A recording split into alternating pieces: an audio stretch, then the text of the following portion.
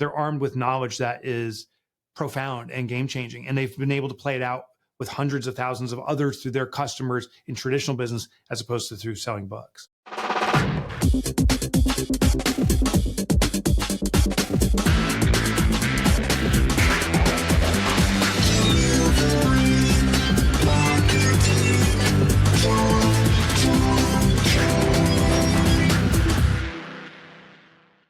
Hey there, and welcome to a brand new episode of Delivering Marketing Joy. I am your host, Kirby Hassman. Joining me today is a repeat rock star. He's been on here a bunch of times, and I love it every single time. He's a speaker. He's an entrepreneur. He's an investor.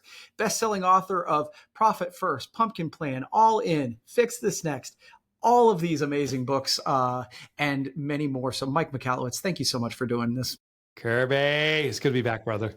Yeah, absolutely. Absolutely. So one of the reasons that I reached out to have you on is I got an email. I'm on all your email lists. I'm stalking you. I knew there was someone subscribing. You're the guy. Thank you. Thank you. I get that. But you recently sent out an announcement talking about a new imprint, Simplified, in partnership with Page Two Books. So let's just start. What inspired you to launch a publishing imprint, and what makes it different from other business book publishers? There's something we're doing that's, I think, hopefully radically different. So what inspired me is my love for Page Two. So Page Two is a hybrid publisher. I've traditionally published with Penguin Random House for 6 or 7 books, and it was a great experience.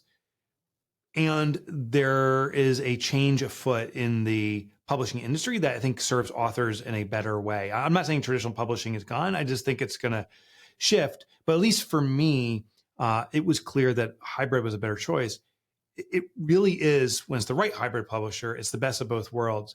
So from the author standpoint, I can earn substantially more royalties on my electronic versions like audio and Kindle. I'm getting 100% of the royalties, where in traditional publishing, it may be 25%. So, 4 times the income potential.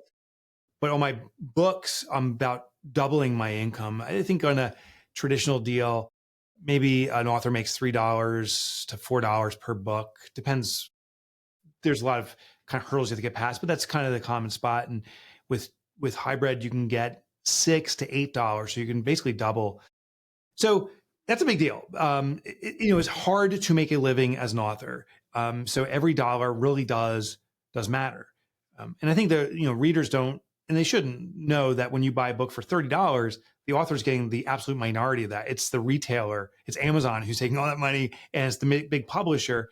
So this is a way to kind of up level for the author.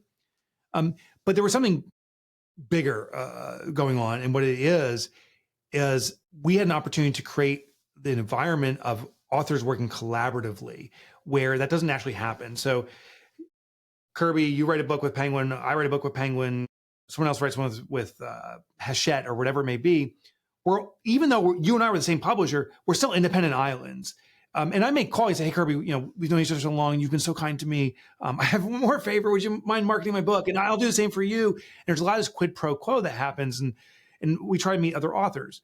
It requires a lot of relationship building and a lot of intentionality behind the author to do that. And there's a lot of quid pro quo. What we're doing at Simplified is, if you're accepted as a simplified author, and we've had many applicants now, we're accepting very few because it's got to be a perfect fit, and you got to be accepted by the established authors, you are guaranteed to be marketed and supported by the collective of authors that already exist. And you are expected and required contractually to market the other authors. So we're building this compendium of books that is highly complementary. It's all around this principle of being simplified. It's for the entrepreneurial space, and it's for authors who are writing concepts that take a difficult concept and a necessary concept and packaging in a way that's very digestible and doable. And I can't say the authors who we have on board, I am so proud because their book titles haven't been announced yet, but then we'll announce the authors.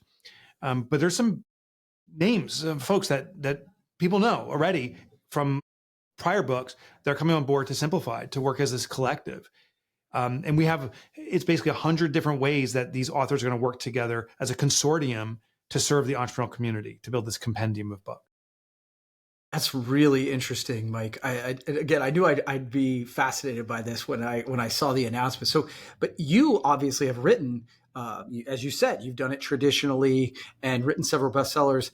So I got to think that you're pretty excited to be able to help amplify other entrepreneurs' voices and stories through publishing, right? I love it. I love it. Yeah, there's two types of authors that we're onboarding at Simplified. So one is established authors who I just want to make the transition from the other publishing platforms. There's also what's called self-publishing. So some people transition. And there are some exceptions, if you will, where we're taking on first-time authors who have really been successful perhaps in a business fashion, and they understand that a book is a product at the end of the day. It's an informational product and know how to build a business around that. And they've discovered something that is perhaps transformative in the work as entrepreneurs in this case. We just recently onboarded an author that did exactly that.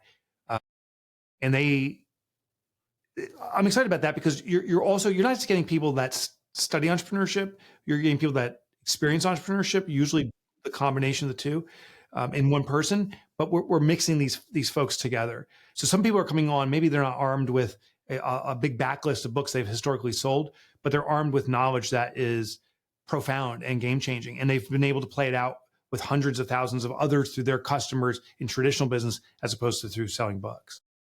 That's really neat. That's really neat. So I want to shift gears just for a second because I'm interested about this because again, that email list, I'm paying attention and reading. I know that you're now making investments, right? You're investing and supporting other companies. Thanks for reading that. Yeah, absolutely. See, I do. I read. I love it. So what do you look for? I'm curious, and maybe this is too big a topic, but I'm curious what you look for in a business or a founder before deciding to get involved in that way. Yeah, so I started investing in businesses about 15 to 20 years ago in a very ineffective way. Basically, I said, oh, you got a business, here's some money, and plus I'm here. You guys putting way too much value in me. Thinking like, oh, if I'm here, we'll be successful. And I was a calamity in that case. 2.5 years ago now, maybe 2 years ago, I started up investing in business again, but in a new way.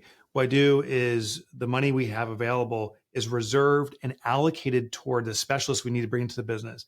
I found if Kirby, if you gave me a chunk of money, it's very easy to spend because it's not my money, it's your money. So I can spend it very easily. But if you control the money that you have and say, Mike, we're going to use this for this intention and that for that intention, now I have to comply with it. The businesses we're looking for consistently are over $1 million in revenue. And the reason they have to be over $1 million is they've gone through the first stage of, do you have a concept that's even viable? And it's hard to get to $1 million without doing something repeatedly. But the ideal company is actually 3 to 4 million.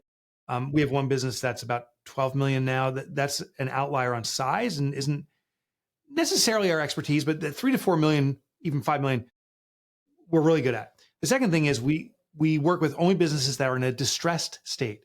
So that means they're not sustainably profitable. They're perhaps even losing money. They have some form of debt, not insolvable debt. That's almost impossible to fix, meaning they have so much debt that they're going to go bankrupt. It's very hard to fix that. The business owner is overworked. Maybe there's huge dependency on the business owner, so they're the bottleneck for the business. When we see those 2 or 3 elements, plus the size of the business, those are businesses that now I have a team. I have a portfolio manager. His name is Greg Eckler. He's amazing. We have a team of PMs, which are performance managers that go in the business. And we have a team of consultants and resources that will come in and fix certain elements. We're going through due diligence right now with 2 different manufacturers. And we have a couple experts that are primed and ready to go in to work inside these businesses for a week, observing the manufacturing and come back, because they're manufacturing experts, and come back and say, here's the changes we need to make to improve these businesses. Yeah, so I'm really proud of the team we've assembled and we've seen results. Right now we're in, I think it's 12 businesses from appliance sales to a candy store nice. And everything in between. And I've turned half of them to highest level profits they've ever experienced on a sustainable basis. And the owners are working less. And the other half are markedly improved. There's still a roadway for us to travel though. Yeah, I'm fascinated. I've seen more models like this, Mike, where it's like, okay, it's not private equity where we just give you the money or we try to get rid of the founder or, like whatever. It's much more like, okay, we're going to invest some money, but we're going to help you get to where you want to go and we'll get there together. And I think that in theory, to me, that just makes sense, right? It makes sense. I'll tell you the sweet thing we added, which I sat down with Greg. So Greg Eckler. He's our portfolio manager. I sat down with him and he said, Mike, going back through my life's history as an entrepreneur, because I've done a VC roadshow, I've done angel raises, I've hired coaches. He goes, give me the best parts and give me the worst parts. So I outlined it and he goes, let's build a business around that.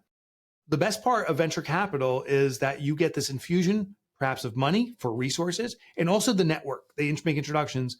The downside is year 5 or 10, they own your business and you are paying out these profits going, oh my gosh, and you've diluted yourself. So losing equity is, in the moment, it's very easy. It's like, I'm struggling. What's it worth? But 5 years from now, when it's worth a lot, it's painful. Coaches are amazing, but those can turn into talk therapy sessions. Lots of advice, but no action. So we said, how do we do the best of it? So what we do is we invest in business only for 3 years. So we're in for 3 years. We don't take equity. We only share in profitability. So the business owner is protected. They own 100% of their business the entire time. And on year 3, on the last day, we actually have a little ritual now that we're preparing for our next group that's moving out. The key is returned to them and the business at a new level and they move forward. But we are highly motivated. We only have 3 years to make these businesses very successful because we're sharing in profit. So literally within the first week, our team is swooping in and shiitake is happening. Like we're in shiitake done fast. And so it seems to be a very good model, at least for us and the people that we're working with, our partners. That's really cool. Super interesting. Okay, one final question for you, and I want to switch back a little bit to the simplified. So for entrepreneurs who are out there, and I know you said you're working with some folks who have already written books, but you've got potentially for some new authors out there. But for entrepreneurs who are out there with a book idea, but they don't know where to start, obviously you've written, but what advice would you give them, especially now that you're on the publishing side? Yeah, it's funny. I just had a call a few hours ago with a fella who has a really interesting concept and some ideas. But the challenge he was facing was, it was very general. It was in the marketing space. And he's like, here's basically the 50 best marketing ideas. The books that are successful are generally, it's like business, very niche down, very specialized. They have a unique story or angle. So one of the reasons I'd argue Profit First, one of my books, has been so successful is it doesn't tackle all of finances and here's how it just says, just take your profit first, do this one step and it'll transform your business. Literally, the entire book is 2 words. It's the title. It tells you what to do. I translate it into a 200-page book because people want the story behind it. They want examples. They want the technical components, the what ifs and what could happen. So if you want to be successful as an author in the prescriptive nonfiction space, that's what I do. Be very narrow, very specific.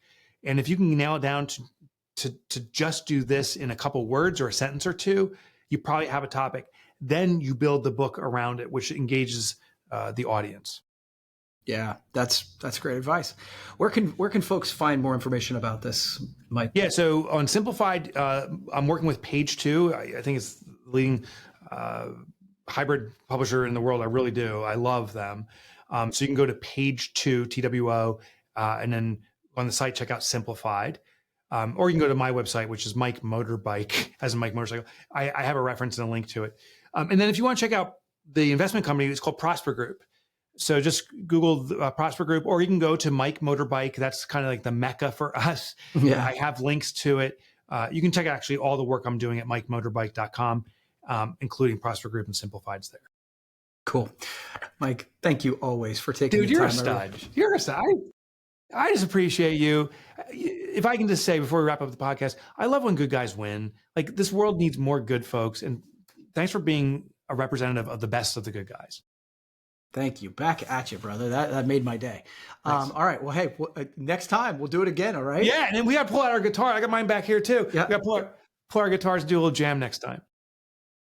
That's a date. That's a date. Perfect. All right. Well, that's going to wrap up this edition of Delivering Marketing Joy. We'll see you next time.